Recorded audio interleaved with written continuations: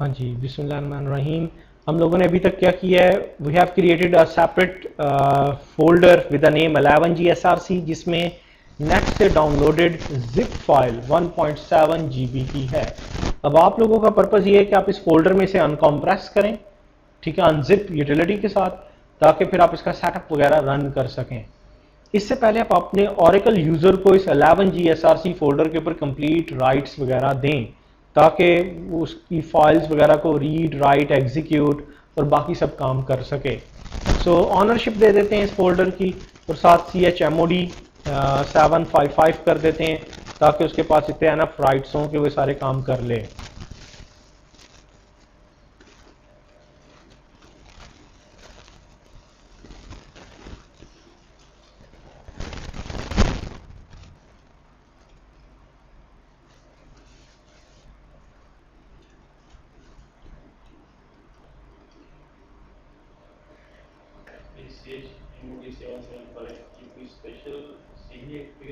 Ji wait a minute.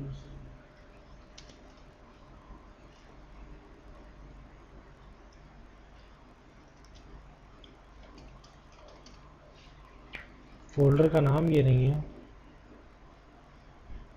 11GSRC है।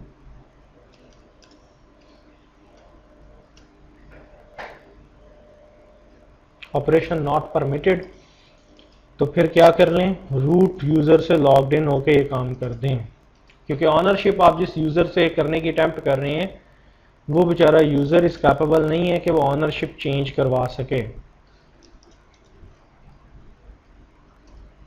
Command होती है chown, जो आप पहले पढ़ के आए, -r to give it recursive. Oracle user जो कि ओ इंस्टॉल ग्रुप का, उसको 11GSRC होल फोल्डर के ऊपर ऑनरशिप मिल गई, मीन फोल्डर सब फोल्डर ईच एंड एवरीथिंग जो भी बनेंगे। अब आप इस वक्त देखिए, आप एग्जिट करें, रूट यूज़र से वापस आ गया आप ऑरेकल यूज़र में, क्योंकि ऑरेकल यूज़र से वो कह रहा था यू आर नॉट परमिटेड, आपके पास इतनी परमिशंस नहीं है। तो अब मैंने रूट यूज़र SU- रूट करके आप पास देके स्विच अप हो जाएं, और वहाँ से आप राइट्स देके वापस एग्जिट करके अपने यूज़र में फिर आ गए। अब देखिए, पहले यहाँ पे root@lnxdb लिखा हुआ रहा था, अब oracle@lnxdb लिखा हुआ रहा है। डन, आपको राइट्स वगैरह सब कुछ मिल गए। तो अब ये देखिए, this one is a zip file. ये होता है कि अगर आप इस जिप फाइल में जाना चाहते हैं, go to that one, LL list लें। अगर ग्रीनिश कलर की आ रही है तो इट्स ओके। अब ये देखिए, बता रहा है कि आपके पास ये डायरेक्टरी नहीं है, आपके पास सिर्फ और सिर्फ इसको रीड करने के प्रिविलेजेस हैं, नॉट फॉर एग्जीक्यूशन। और देखिए, फर्स्ट वन क्या होता है, डायरेक्टरी है, रीड राइट एग्जीक्यूट यूजर के पास, उसके ग्रुप के पास और बाकी होल वर्ल्ड के पास क्या राइट्स हैं। So I am going to change it, chmod 777 कर देने लगा हूं मैं, सभी को ये तबरक मिल जाए। लें जी, देखिए पहले LL किया। अब ये देखिए, अगर आप अनजिप की कमांड चलाते तो शायद अनजिप की कमांड ना चलती। रीजन ये देखिए, अब आपके यूजर के पास read write execute RWX, read write execute सब आ गए। पहले आपके पास क्या थे, सिर्फ रीडिंग के थे। शायद आप अनजिप की कमांड चलाते तो वो अनजिप ना चला पाता, इसलिए 7 होता है to give all rights, read write execute. किसको, फर्स्ट 7 डिपेक्ट कर रहा है इस करंट वन यूजर को। 7 अगला 7 इसके ग्रुप को रीड राइट एग्जीक्यूट राइट्स दे दिए जाएं, इसके ग्रुप को। ग्रुप कौन सा है, ऑरेकल का ओ इंस्टॉल। और अगला 7 क्या डिपेक्ट करता है, होल वर्ल्ड, चाहे वो इस ग्रुप से कोई यूजर बिलोंग करता है या नहीं करता, उसको भी ये सारे राइट्स दे दिए जाएं। देखिए 3 लेवल है, इटसेल्फ वो यूजर, उसका ग्रुप और बाकी दुनिया। और आपने तीनों के लिए 7 7 7, वैसे क्या होता है 755 यूजली लोग करते हैं। यूजर को पूरे rights, 5 mean to read and execute but do not overwrite, write overwrite नहीं। और अगर आप 700 कर दें, 0 मीन कि किसी को कोई राइट नहीं देना, सिर्फ आपके पास राइट हो। अगर आप पहला 7 लिखते हैं, इसका मतलब है आपके पास सारे राइट्स आ जाएंगे। 0 मीन ग्रुप के पास, आपके ग्रुप के पास कोई राइट नहीं होगा। एंड अदर 0 मीन बाकी लोगों के पास भी कोई राइट नहीं होगा, आप अपनी फाइल को प्राइवेट बना रहे हैं। So change mode, operation mode आपने चेंज किया, 777 आपने उस फाइल को पब्लिसाइज कर दिया, मीन कि पूरी दुनिया के लिए पब्लिसाइज बना दिया उसको। कर लो जो करना है इसके ऊपर। हाँ जी, so give the unzip command. ये देखिए आपके पास रीडमी फाइल है इंस्टॉल के फोल्डर के अंदर, तो रीडमी फाइल सारी चीज इसमें डिफाइंड है कि पहली कमांड आप अनजिप की देंगे, unzip then your zip file name. तो वे इज दैट कि आप सिंपल अनजिप, बड़ी यूटिलिटीज हैं, गन जिप है, टार की होती है, अनजिप है, ठीक है, so many utilities are there, CPIO utility होती है, अनजिप फाइल का नाम, सो इसको टाइम दें, ये एक्सट्रैक्ट कर लें, ये डिफरेंट फोल्डर्स बनाएगी।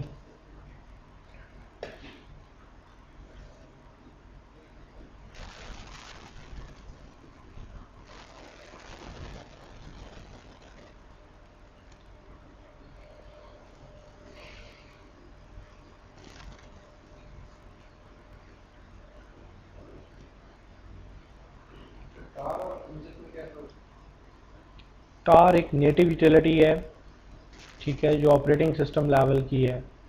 हाँ, अगर वो जिप करती है तो that is not using a compression algorithm which is used by zip।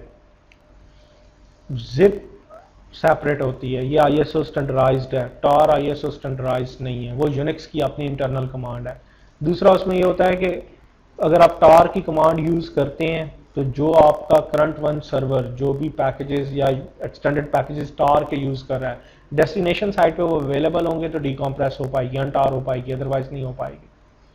ठीक है, करते दोनों कॉम्प्रेशन है लेकिन लेवल्स का फर्क है। यूजुअली जो जिप अनजिप है लेवल 4 की कॉम्प्रेशन करता है, टार अनटार लेवल 3 की करता है। अगर आप गन जिप यूज करते हैं वो भी लेवल 4 की करता है। सीपीआईओ करते हैं तो it would make a image, वो ना सिर्फ कॉम्प्रेशन करता है बल्कि इमेज भी बनाने की अटेम्प्ट करता है।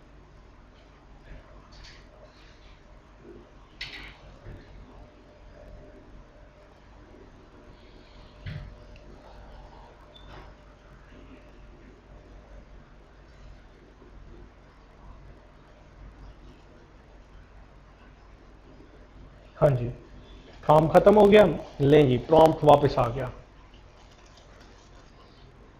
नाउ लुक एट, अब आप अपना 11G SRC का फोल्डर देखिए, इसमें डेटाबेस के नाम का एक फोल्डर बन चुका है and this one is run installer dot sh file जो आपको रन करनी है। अगर आपको कुछ नहीं पता कि पैरामीटर कैसे सेट करनी है तो go to doc folder. Doc folder में देखिए index.htm फाइल पड़ी हुई है, रन दिस वन। जितने भी कर्नल की लिमिट, शेल की लिमिट्स, इस स्पेसिफिक ऑपरेटिंग सिस्टम के अकॉर्डिंगली क्या होना चाहिए वो यहाँ पे दिया हुआ है index.htm के अंदर। It would take some time, ये आपका कोर फेडोरा, ये देखिए जी, यहाँ पे देखिए होगा किसकी installation, database installation guide.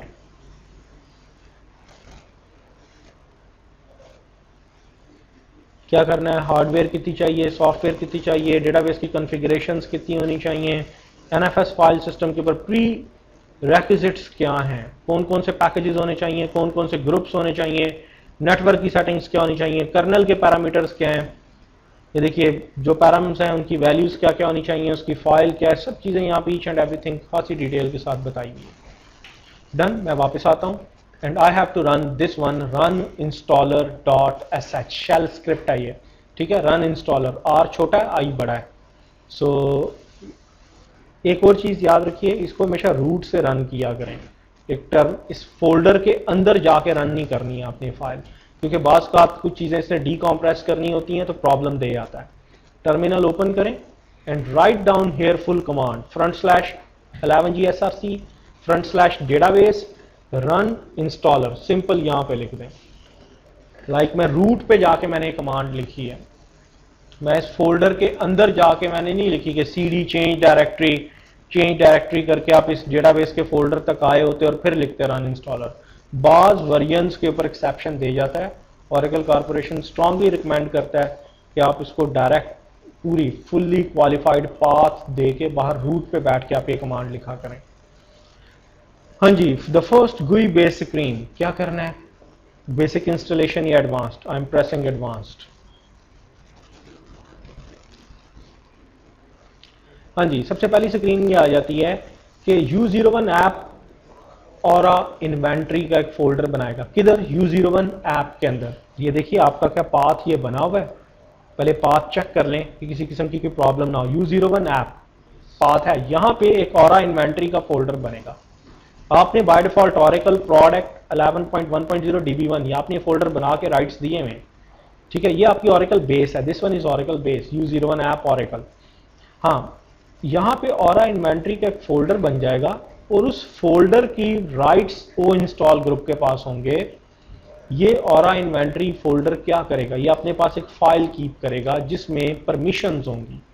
By default आपको पता है कि ऑरेकल डेटाबेस जब इंस्टॉल होती है तो खाली डेटाबेस ही नहीं होती है, लॉट ऑफ प्रोडक्ट्स होती हैं उसमें, जावा की, स्पेशल की, ओडीबीसी की, कहने के कोई 200 की लिस्ट होती है। ऑरेकल कॉर्पोरेशन 150 किलोबाइट पर प्रोडक्ट मेटा डेटा बना के इस फोल्डर के अंदर एक एलएस फाइल होगी .loc फाइल, product.loc, उसके अंदर तमाम चीजें रख लेगा, आपकी कीप कर लेगा इन्वेंट्री। क्योंकि अगर कल को आप ऑरेकल की कोई और प्रोडक्ट रन करें और आप OUI, क्योंकि ऑरेकल यूनिवर्सल इंस्टॉलर एक ही टूल है जो तमाम प्रोडक्ट्स के लिए यूज होता है, database, application server, oracle financial, oracle collaboration suit, जो कुछ भी आपने करना है। अगर कल को आप दोबारा OUI रन करते हैं तो वो आपको बताएगा कि मेरे पास ऑलरेडी ऑरेकल के ये कंपोनेंट्स इंस्टॉल्ड हैं, अब आप बताएं कि आप कौन से नए प्रोडक्ट्स करना चाहते हैं। ये अपने पास पूरा मेटा डेटा बना के रखता है, ठीक है। अब ये पूछता है जी कि आप 11.1.0.6.0 these are the version, like the first one is core version, database की core version, अगली रिलीज वर्जन है, अगली क्वालिटी इंश्योरेंस वर्जन है, अगली एप्लीकेशन सर्वर वर्जन है और ये कंपोनेंट वर्जन है, ठीक है। ये तमाम वर्जन्स डिपिक्ट करते हैं 11.1.0.6.0 रिलीज 1 की एप्लीकेशन सर्वर 6 जो कि कंपोनेंट सब कंपोनेंट 0 की वर्जन है। आप कह लें कि 11G रिलीज 1 DB यूज कर रहे हैं, कौन सी? स्टैंडर्ड एडिशन, एंटरप्राइज एडिशन या कस्टम। एंटरप्राइज एडिशन में आपको ग्रिड कंप्यूटेशन, सेल्फ मैनेजेबिलिटी, ये तमाम कह लें बाय डिफॉल्ट टूल्स अवेलेबल होते हैं, आरमैन टूल अवेलेबल होता है। स्टैंडर्ड के अंदर ये चीज़ अवेलेबल नहीं होती। डन, आगे चलिए। अब देखिए आपने .bash प्रोफाइल कॉन्फ़िगर की हुई है तो खुद ही पाथ उठा रहा है। अगर आपने .bash प्रोफाइल कॉन्फ़िगर ना की होती तो यहाँ पे आपको हर काम मैनुअल करना पड़ता। लुक एट दिस वन, क्योंकि आप लोगों ने